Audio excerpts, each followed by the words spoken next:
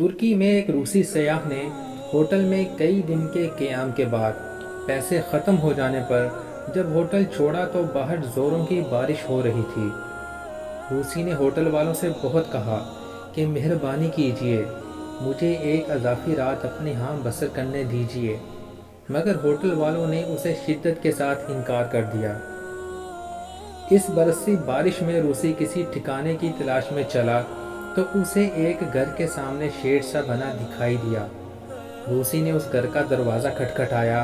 اندر سے ایک شخص کے نکلنے پر اسے اپنا مسئلہ بتایا کہ اگر اسے اعتراض نہ ہو تو وہ بارش کے رکنے تک یہاں ٹھہرنا چاہتا ہے، جیسے ہی بارش رکے گی وہ چلا جائے گا۔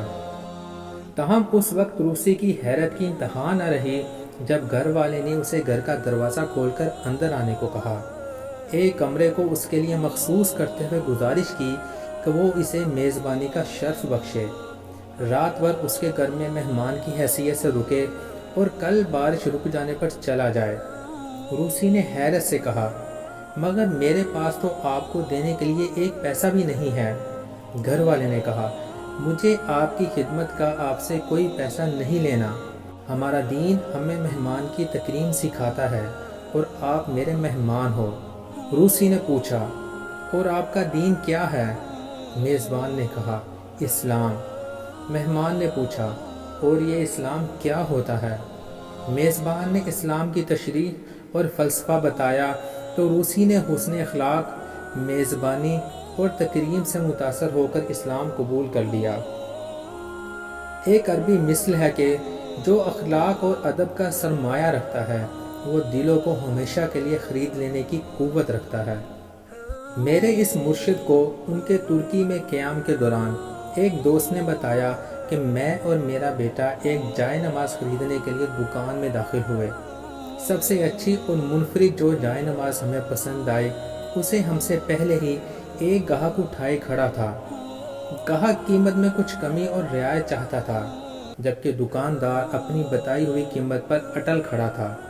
سودا نہ ہو سکنے پر جب پہلا گاہک چلا گیا تو ہم نے کہا، پسند تو ہمیں بھی یہی جائے نماز ہے، مگر آپ رعایت ہی نہیں کر رہے۔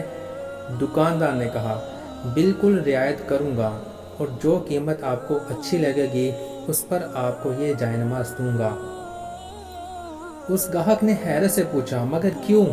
ابھی تو آپ اس گاہک کو ذرا برابر رعایت پر بھی راضی نہیں ہوئے، اب ایسا کیا؟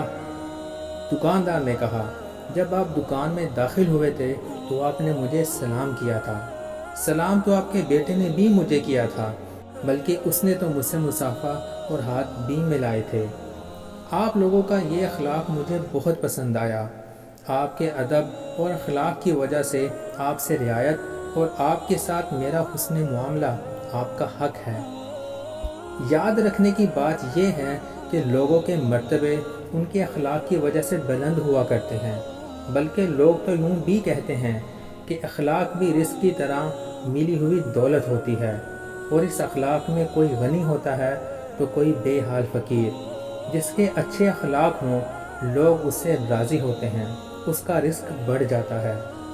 سرکار دو عالم صلی اللہ علیہ وسلم کا ارشاد مبارک ہے کہ مومن کے اخلاق سے زیادہ کوئی بھی وزنی چیز قیامت والے دن میزان پر نہیں ہوگی۔